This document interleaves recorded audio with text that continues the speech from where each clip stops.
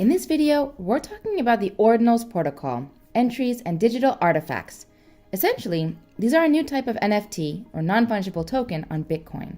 In practical terms, the ordinals protocol allows anyone to store all kinds of files, such as photos, videos, within a transaction and link that file to a token, specifically a Satoshi.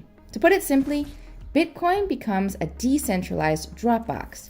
As you can see on this graph, we have just surpassed 3 million entries on Bitcoin. Interest in this new use case is not waning.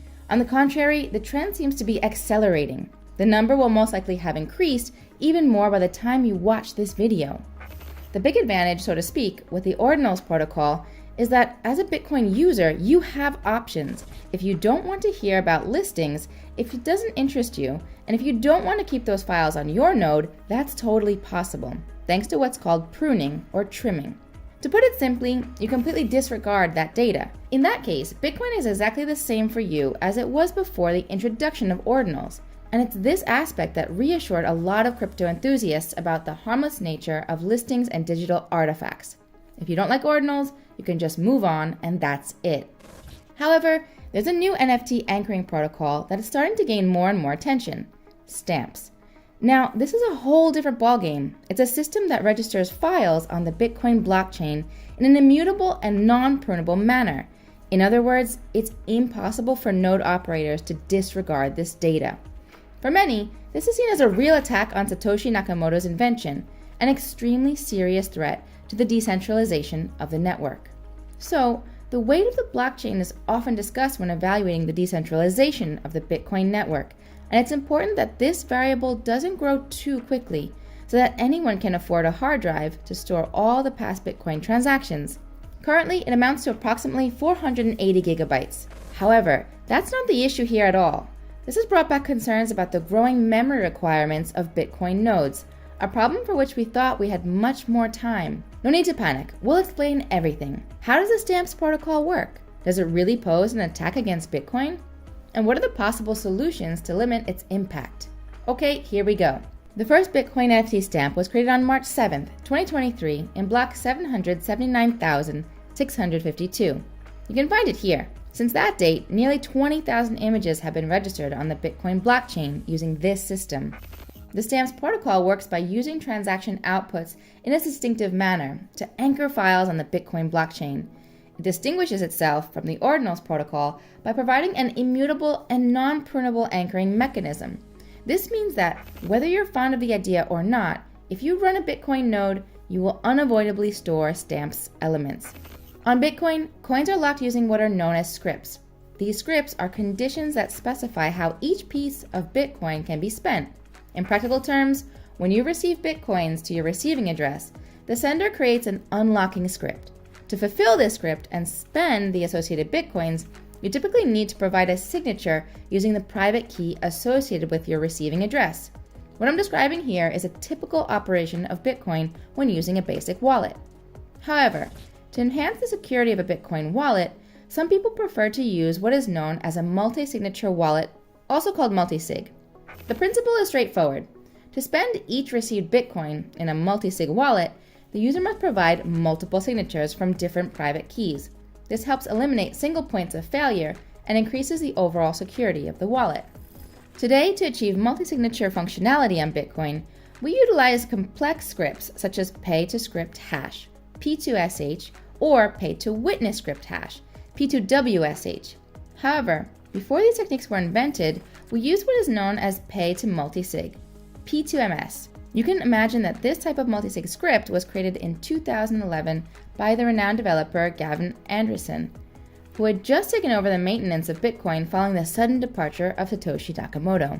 Compared to its successors, the bare multisig script is as basic and straightforward as it gets. It's real child's play. One of its key features, and this is what we'll find intriguing for NFT stamps, is that the crypto keys are on public display, out in the open for everyone to see, as soon as the Bitcoins hit the account. Until just recently, the bare multisig was viewed as some sort of old school relic, bearing witness to the early development attempts on Bitcoin.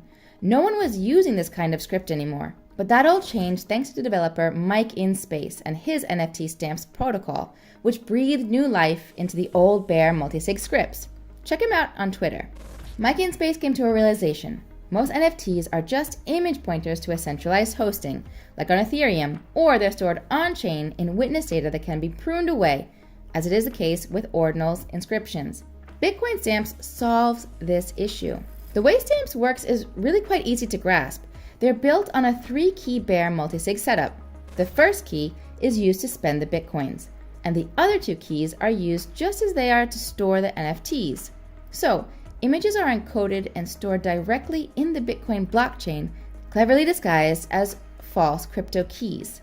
In this way, there's no way around it or to delete the stamps. Let's just say it. This is a pretty lousy way to put data on Bitcoin. For Mike in Space, it's not a bug, it's a feature, strategically aimed at differentiating from ordinals. The war over Bitcoin's NFT protocols is most definitely on. At first glance, you might think that stamps are problematic since they increase the size of the blockchain with images, thereby adding more weight to the storage burden on Bitcoin nodes. However, the stamps protocols actually reveal a much deeper issue, the increasing size of the Bitcoin node's UTXO set.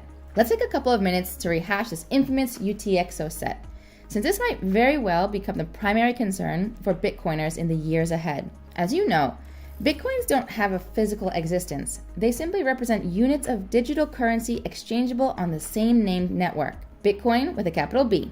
Like other units of currency, Bitcoins need a medium to be represented. In Bitcoin's case, this medium is called UTXO, an acronym for Unspent Transaction Output. When Satoshi Nakamoto was mining the first Bitcoin blocks, the protocol rewarded him each time with 50 coins. One block, 50 Bitcoins. Another block, another 50 Bitcoins. But what does this actually mean? Well, it means that there was UTXOs that could be unlocked and spent with Satoshi's private key.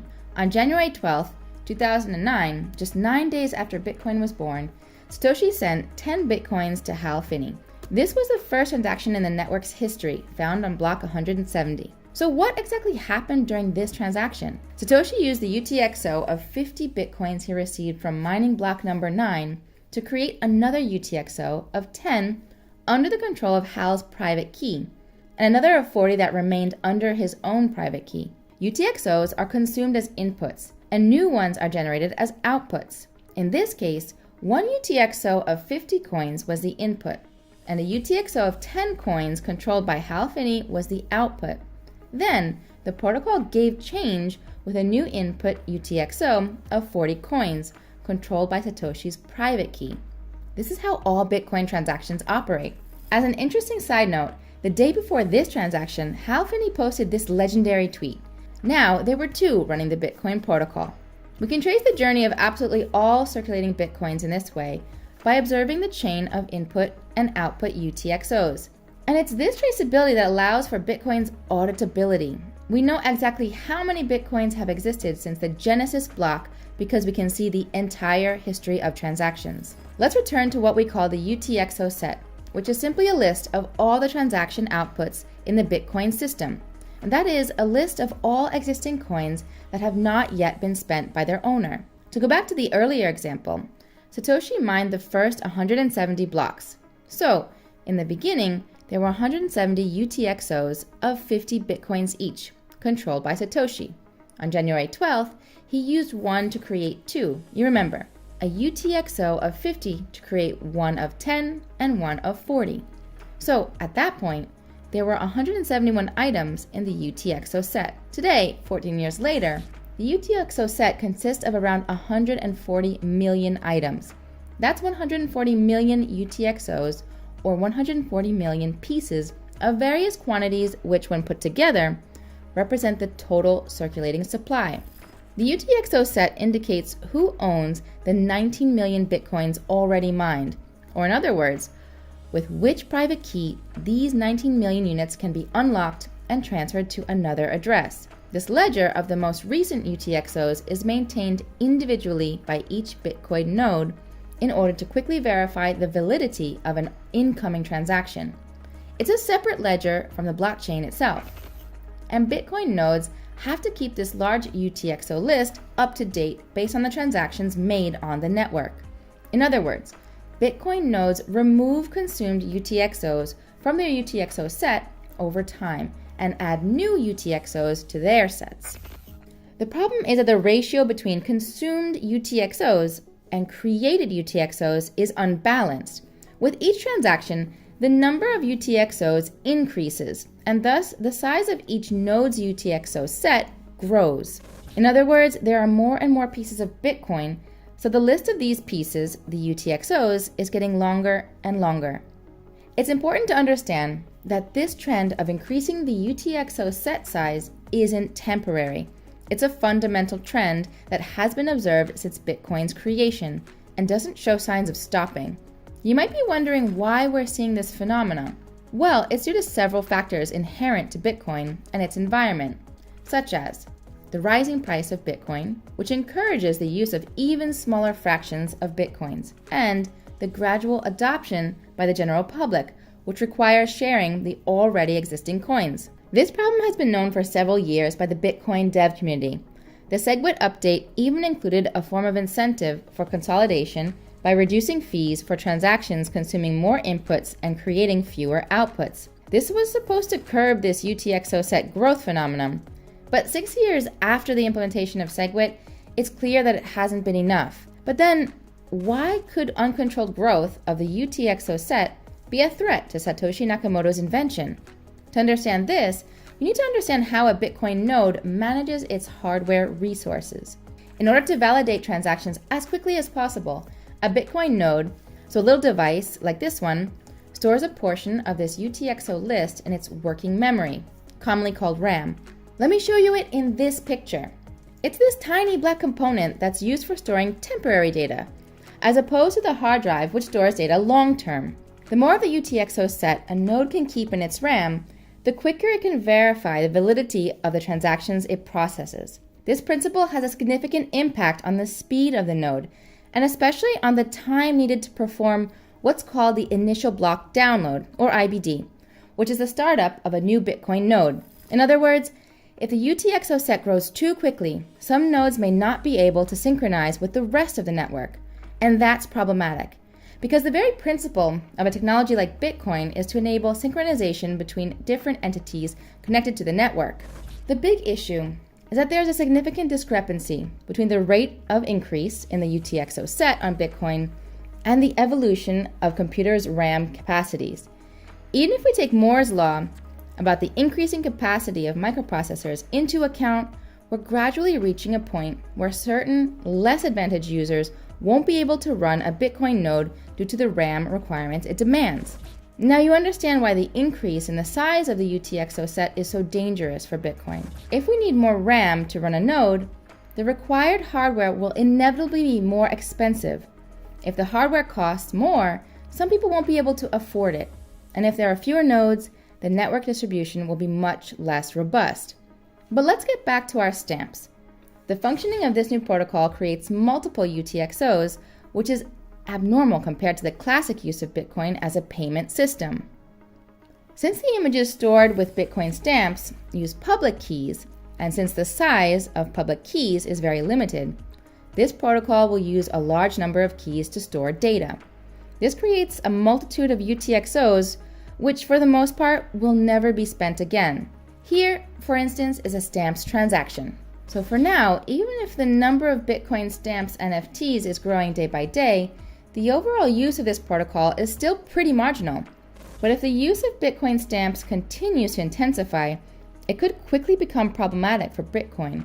Now, since the RAM, the lifeblood of Bitcoin nodes, is a scarce resource, it's worthwhile to explore finding a more compressed format for this UTXO set, specifically to address the issue of its ever-increasing size. One possible solution could be UTXO, a brainchild of Taj Dryja, designed to compact the UTXO set within Bitcoin nodes. Dryja is a highly regarded developer and cryptographer within the ecosystem. Together with Joseph Poon, he brought us the Lightning Network. He's also the mastermind behind Discrete Log Contract, a small contract analogy on Bitcoin. To keep it short and sweet, UTXO's goal is to drastically shrink the storage space required to verify the UTXO on Bitcoin nodes. Leveraging Merkle trees, we could potentially compress the UTXO set. I'll hold off on diving deeper into details right now. That could easily spiral into a 20-minute tangent. That's a topic for another video. But if this piques your interest and you want to dig deeper on your own, I'm dropping the paper in the description below. If this upgrade is implemented, the increasing size of the UTXO set wouldn't be an issue anymore. Instead of storing a detailed list of all the UTXO one by one, which is known as the UTXO set, nodes using UTXO would only store a small cryptographic footprint of this list. To give you an idea, the RAM requirement on a Bitcoin node for UTXO verification would shrink from several gigabytes to just a few hundred bytes. Basically, it would go from the size of a full-length movie to this. To achieve this result, the burden of proving the existence of the UTXO would be shifted to the user making a transaction to lighten the workload for each Bitcoin node. In other words, nodes wouldn't go searching through the entire list to verify that you indeed own the coins you're about to spend. It would be up to you to provide proof that correctly matches the cryptographic footprint of the UTXO set. However, UTXO isn't a perfect solution. If we choose to implement it at the Bitcoin protocol level itself, this improvement will inevitably lead to an increase in block size and bandwidth requirements. And if we choose to implement it at the application level, meaning allowing each node to decide whether to use it or not, then nodes choosing this option will no longer be entirely independent. These would be like lightweight nodes, which rely on other specific full nodes called bridge nodes, which can provide them with missing proofs. In short, Bitcoin is not broken yet. Solutions exist and are under examination to address this issue of the expanding UTXO set, and we'll need to decide where we're willing to make compromises. In any case, the war of NFT protocols on Bitcoin is well and truly underway. So stay tuned, guys.